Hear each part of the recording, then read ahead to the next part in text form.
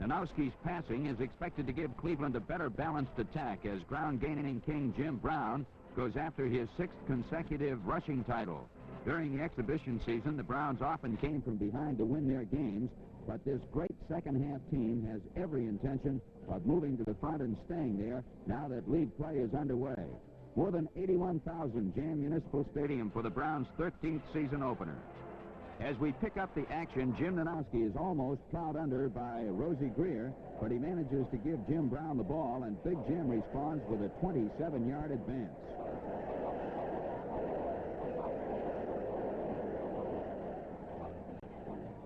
With Jim Brown warmed up and ready to go, Nanowski gives his 228-pound fullback a chance at the left side. Jim jolts his way to the Giants' 20. The Cleveland ground game is moving, and so is Jimmy Brown right over the goal line for the Browns' first touchdown of the season. Lou Groza converts, and Cleveland hangs on to a 7-0 lead until the half. After a costly fumble in the second quarter, Y.A. Tittle brings the Giants right back in the third period as he pitches to Del Schaffner. Jim Schaffner applies the stopper. Camped on the Browns 17, Tittle drops back and fires to Frank Gifford, who goes out of bounds on the Browns 5. The Giants move to the 1, where Alex Webster bangs over for the score. It's a tie game at 7-7. Still in the third quarter, the Browns set Tom Wilson free, and the ex-Ram weaves his way for 10 yards and a first down before slipping to the turf. Quarterback Jim Nanowski is given excellent pass protection from Dick Shafrath, Jim Ray Smith, John Wooten, and John Morrow, while he completes a 17-yard touchdown toss to Rich Kreitling. Groza makes it 14-7 Browns. The Giants can't move, so here come the Browns in the final period.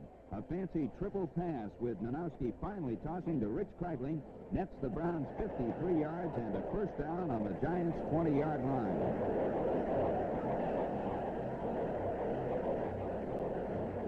The powerful Giant line stiffens, but Lou Groza doesn't as he splits the uprights with a 20-yard field goal. The Browns hold on to their lead for the remainder of the game and open up their season with an impressive 17-7 win over a strong team of Giants.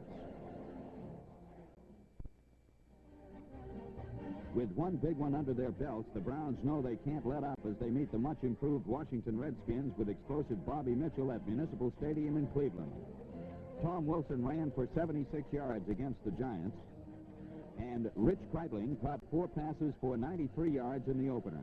Now these two performers prepare to put pressure on the Redskins' defensive unit as we watch Washington and Cleveland battle it out.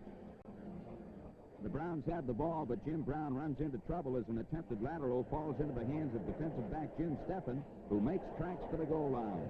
It's a 39-yard dash, and Washington takes a quick 7-0 lead. Jim Brown again gets the call and answers this time with an 18-yard sweep around the left side.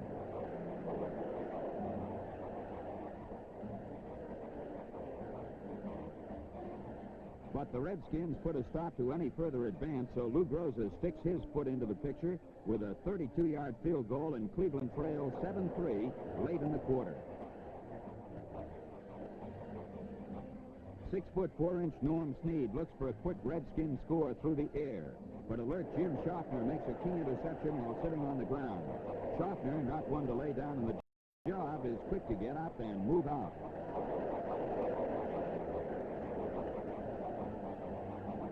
Jim Nanowski promptly takes advantage of the situation by passing over the middle to John Brewer for 17 yards as the quarter ends. Tommy Wilson caps off the drive with a dive into pay dirt, and Cleveland takes the lead 10-7. Norm Snead tries to pull Washington out of the fire, but his pass intended for Bobby Mitchell is picked off by Bernie Parrish, who makes a return trip for 37 yards. The Redskin threat goes up in smoke, and Cleveland has another chance to add to the score.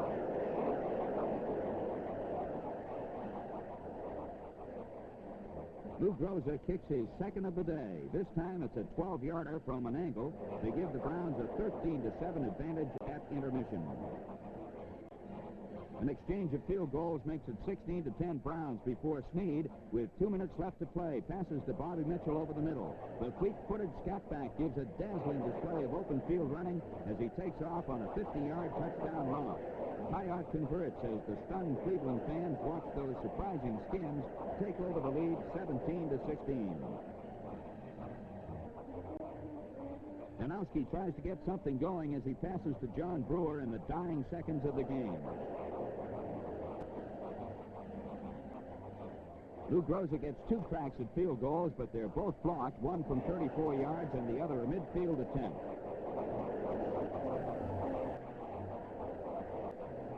The Redskins came to play, and play they did as Cleveland loses its first, a real tight 17-16 affair to Washington. The Browns travel to Philadelphia, where they drop their second in a row. Now it's back home, where 45,000 fans turn out to observe Lou Groza Day and watch Cleveland tangle with the Dallas Cowboys. Lou the Toe Groza, a 17-year veteran, is the only member of the original 1946 Browns still active and is considered the greatest place kicker of all time.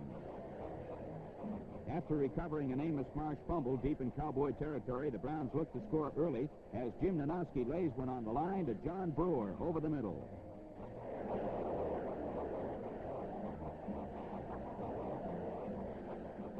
From the 2-yard line, Jim Brown powers his way straight ahead and scores. The Cowboys come back with a field goal later, and it's 7-3 at halftime.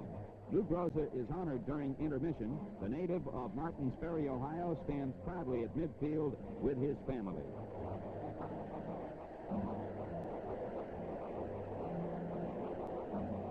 When the action resumes, Jim Brown, playing with a badly sprained left wrist, finds an opening and pours through for 19 yards as the Browns try to win this one for Lou the Toe.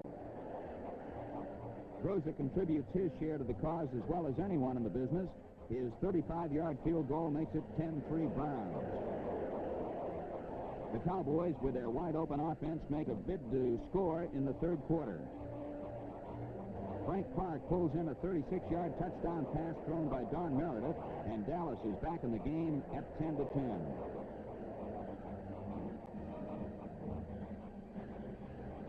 Determined not to let this one get away, Jim Danowski comes right back with a 50-yard scoring pass to Jim Brown. Take notice of Big Jim's taped wrist as he races to the goal line.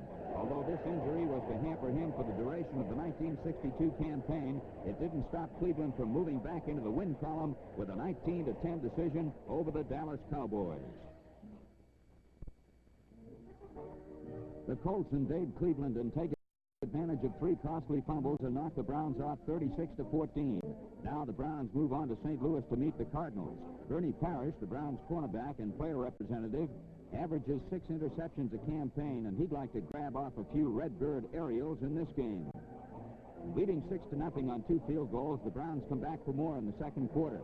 Ray Renfro takes Danowski's pass over the middle, heads for the wide-open spaces. The 11-year veteran gallops to the Cardinals' 5-yard line on this 48-yard play. Danowski fakes Jim Brown through the center, then gives to Charlie Scales running wide around the right side. He scores, and Cleveland charges ahead 13-0. The ex-Michigan State sharpshooter comes up with a big pass play to John Brewer shortly thereafter. Brewer goes all the way for 36 yards and a touchdown as Jim Danowski places Cleveland to a 20-0 lead at halftime.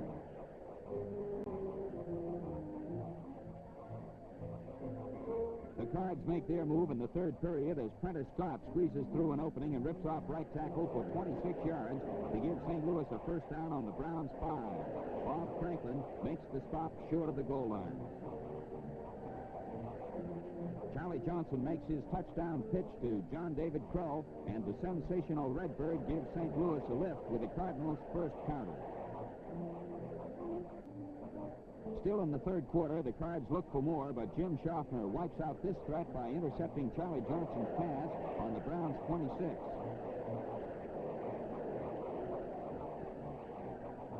Cleveland bounces right back with a threat of its own as Jim Danowski pinpoints a pass to Ray Renfro for 16 yards and a first down on the Cardinal 4 as the quarter ends. Danowski crosses up the Cards' defense by going to the air for the payoff.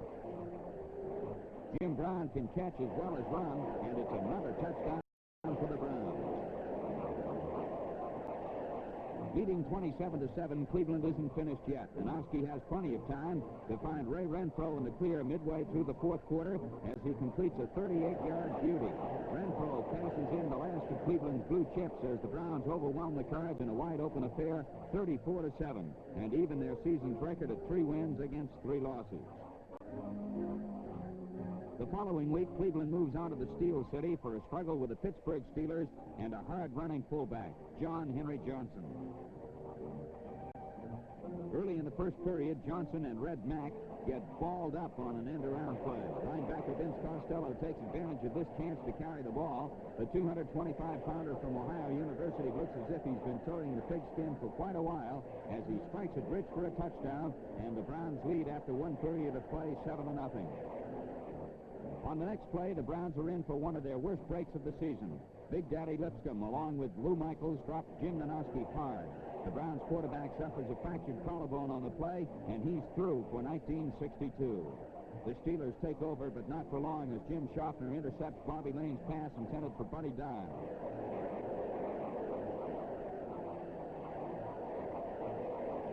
Schaffner almost loses his head, but not the ball on the return trip. Charlie Scales takes Frank Ryan's handoff, and behind terrific blocks from John Wooten and John Brewer, smashes over the goal line. The Browns are on top at halftime, 17-0.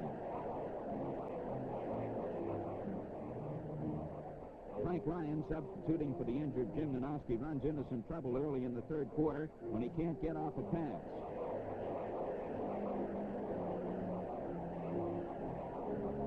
He finally gets rid of the ball, but it sails right into the arms of defensive halfback Willie Daniel, who races all the way to the Cleveland 3, where John Morrow stops him shy of the goal line.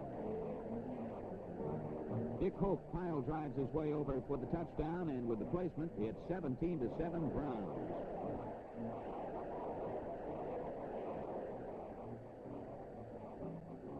Frank Ryan gives the Steelers a taste of his fine passing arm in the third quarter as he fires on target to Ray Renfro for 31 yards.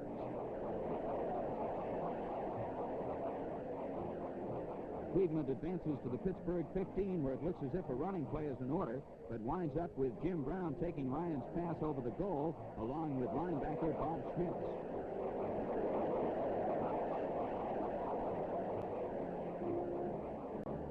Cleveland adds a field goal and another touchdown before Pittsburgh can strike back. Ed Brown knows the air lanes are his only hope as Red Mack hangs on for 29 yards. Just follow the bouncing ball on this play, and you'll find Buddy Dial on the receiving end of a scoring pass. It's now 34-14. Unleashing their biggest offensive attack to date, the Browns continue to chew up the ground as Ernie Green breaks loose and takes off for a 44-yard run. Gary Collins chips in with a nice double block along the way. Now it's the rookie end's turn to show what he can do when the ball is thrown in his direction. Collins brings the Browns 22 yards closer to the goal with his over-the-head catch. The Browns refuse to stop here as Frank Ryan hooks up with Ernie Green, who makes the catch in the end zone, and the Browns reach a season-high total of 41 points. With its big 41-14 win over the Steelers, Cleveland now flies back home, sole possessor of third place in the Eastern Conference. The hard-hitting Cleveland Browns look for revenge at Municipal Stadium against the Eagles, who knocked them off in their first meeting. Number 80, defensive end Bill Glass, has been doing a bang-up job for the Browns in every game, and he'd like to spend a good portion of the afternoon in the Eagles' backfield.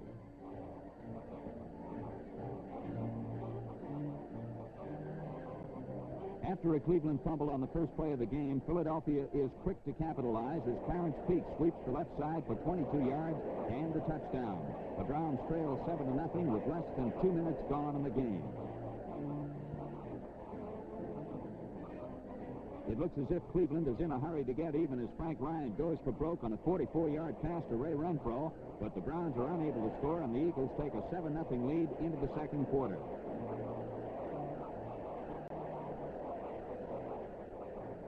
Eagle quarterback Sonny Jurgensen tries to hit his favorite receiver Tommy McDonald in the second period, but Ross Buechner puts an end to this threat by intercepting and returning 31 yards to the Philadelphia 16.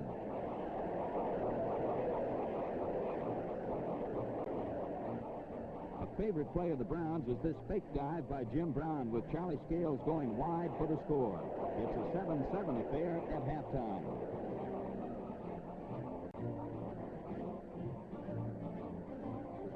Early in the third quarter, Eagles quarterback Sonny Jurgensen is victimized by a good rush from the hard-charging Browns line led by Floyd Peters. Jurgensen loses the ball, and it looks like a sure touchdown for Cleveland when Bill Glass recovers and heads goalward, but a defensive holding penalty washes out this apparent six-pointer.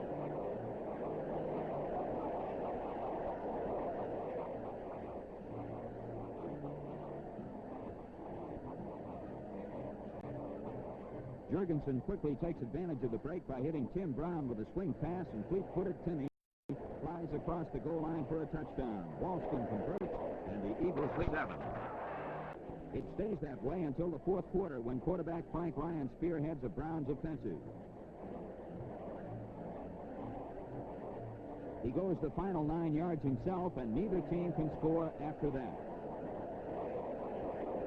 The game winds up a 14-14 stalemate as Cleveland goes into the second half of the season with a 4-3-1 record.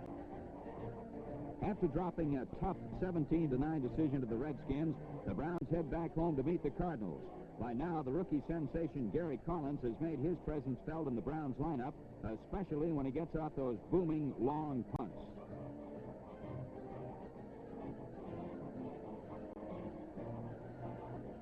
Neither team can break the scoreless deadlock until the second quarter when Frank Ryan uncaught a 32-yard strike to Rich Keitlin.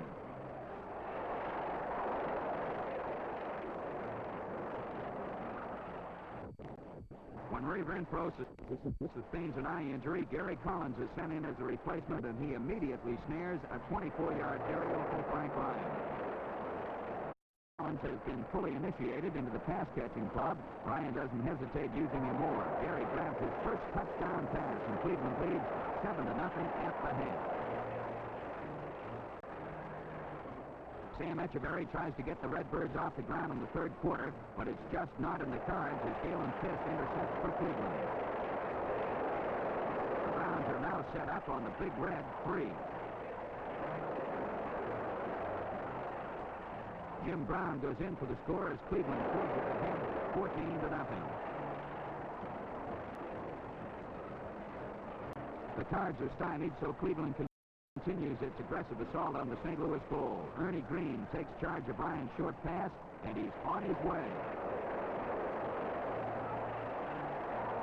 Green roars 65 yards to the Cardinal 4, where Joe Robb drags him down. Again, Jim Brown is called on to apply the finishing touch, and the ex-Syracuse All-American bangs over for the score, and Cleveland has a 21-0 cushion. After a Cleveland field goal, Charlie Johnson takes over at the quarterback slot for St. Louis and promptly connects on a 16-yard pass to Bobby Joe Conrad.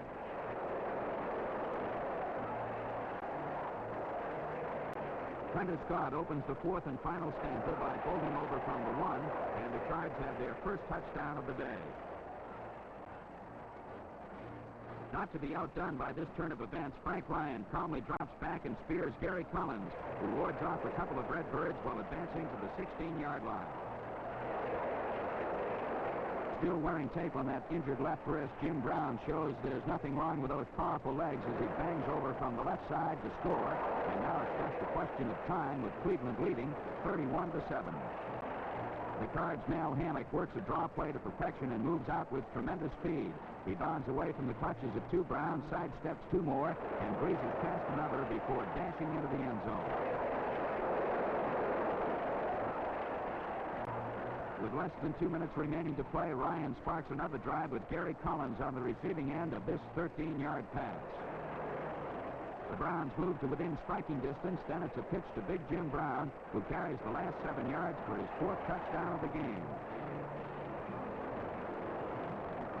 Cleveland has itself a fine afternoon by dropping the Cards 38-14 and seems to be back on the winning track.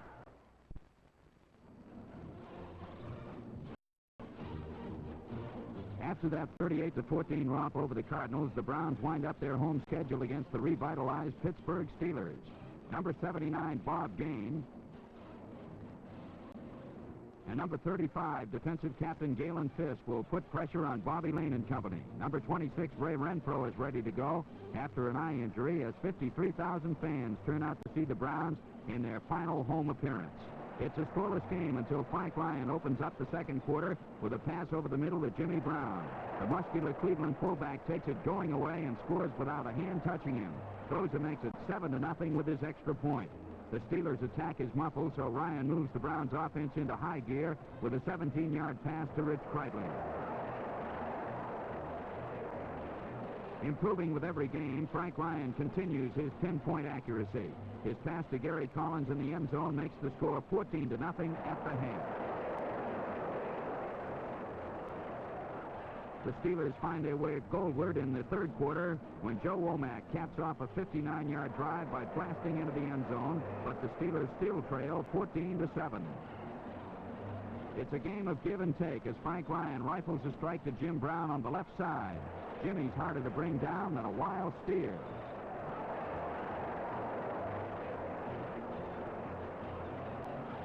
Ray Renfro, who's still recovering from last week's eye injury, missed the first half action, but here he's seen pulling in a 31-yard touchdown pass from Frank Ryan.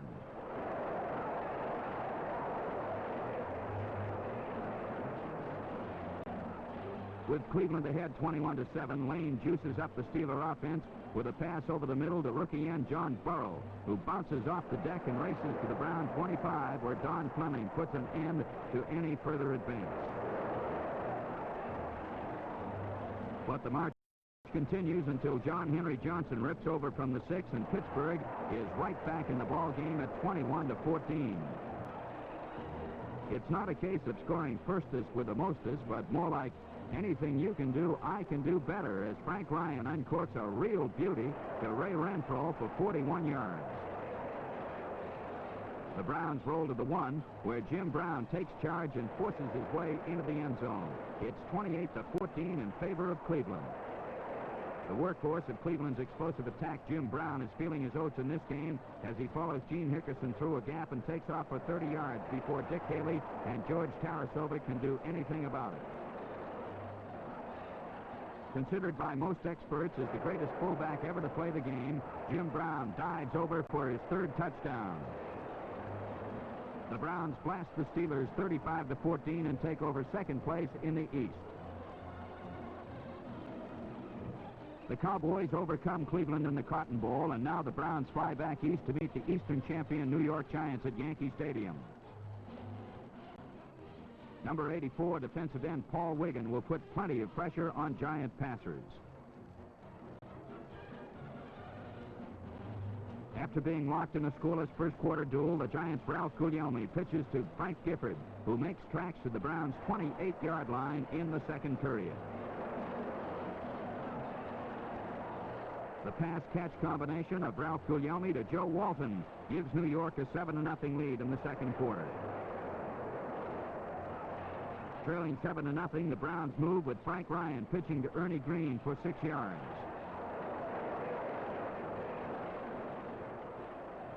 Ryan continues his passing assault as he connects with John Brewer for a first down on the Giants' 36.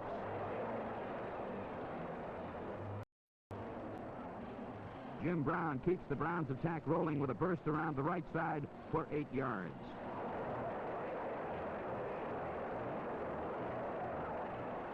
Two minutes remain until the half as Ryan hooks up with Ernie Green on the Giants' 10.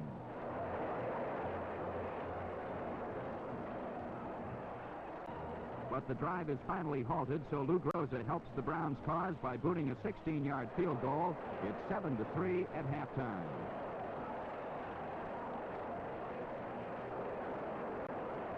Cleveland looks for more in the third quarter, but Andy Robustelli comes in the back door to break up the play, and Frank Ryan is thrown for a 19-yard loss.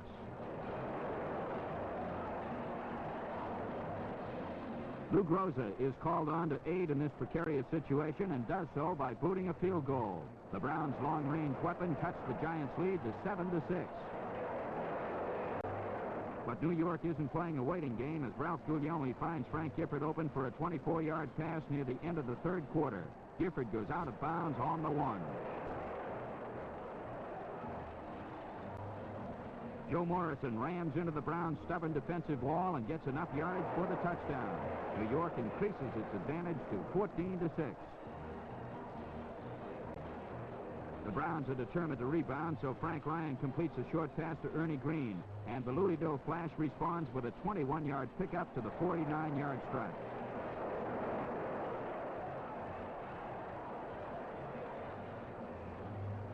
Ryan tries the same play to the other side, and it works just as effectively. Jim Brown belts out 25 yards before he stopped on the Giants' 26.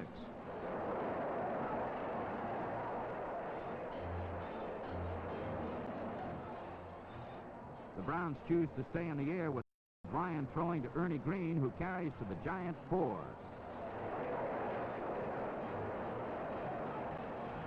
Jim Brown follows Dick Shafrath and John Wooten around the right side for the final 4 yards and a touchdown. The Giants counter with a field goal, and the Browns wind up on the short end of a 17-13 final score as they're forced to settle for a season split against their arch rivals. The Browns journey to San Francisco for their grand finale with the 49ers, but run into the season's worst weather conditions along the way. 35,000 fans braved the fog and rain to see this nationally televised Saturday clash. John Brody is the 49er triggerman as he fires on target to Clyde Corner for 14 yards in the opening quarter. The 49ers march to the 1, where Brody fakes into the line, then proceeds to roll out to his right side and score easily. San Francisco leads 7-0. Jim Brown runs in mud better than most backs do in a dry field as he pours through the center of the line on a draw play and goes for 31 yards. Brown needs 139 yards rushing in this game to reach the 1,000-yard mark he's achieved every year since entering the NFL back in 1957. His touchdown makes it 7-6. All-Pro Jim Ray Smith opens a hole in the second quarter, so Charlie Scales can squirt through and advance to the 49er 18. Now it's Jim Brown who avoids a traffic jam and makes his way goalward. Brown scores, and Groza converts to place Cleveland on top 13-7.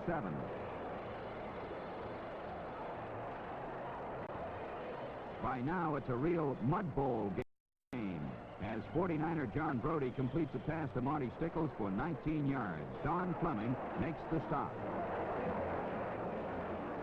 Cleveland's mutters refuse any deeper penetration, so Tommy Davis boots a 14-yard field goal. San Francisco slips closer at 13-10. Jim Brown plows through a sea of slush late in the fourth quarter and grinds out 14 yards. Jim Brown, who one play earlier passed the 1,000-yard mark, slips below it here and winds up the season just 4 shy of his annual goal. The Browns edge the 49ers 13-10 to close out another winning season and take home third place in the Eastern Conference. It's impossible to incorporate all of the big plays into a story that covers a complete season, but here are some moments that gave Cleveland Browns fans plenty of thrills. Danowski made his presence felt against the Baltimore Colts on this everybody touches the ball routine, with Rich Kreitling finally taking the payoff for a touchdown.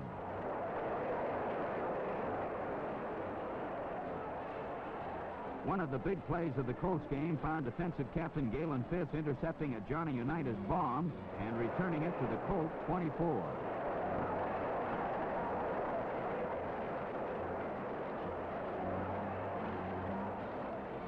Frank Ryan, who took over for injured Jim Danowski, gave quite a running account of himself on this play against the Dallas Cowboys.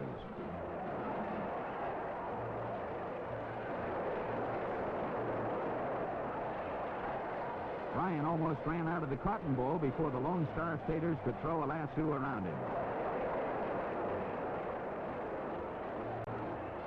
Gary Collins, a bright young prospect from Maryland, finished 8th in the NFL punting department.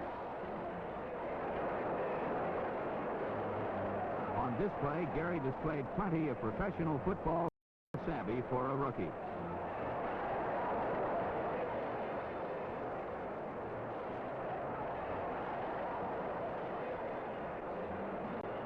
Frank Ryan, who filled the bill as a dynamic running threat as well as a fine passer, put forth one of his best efforts against the Eagles at Municipal Stadium.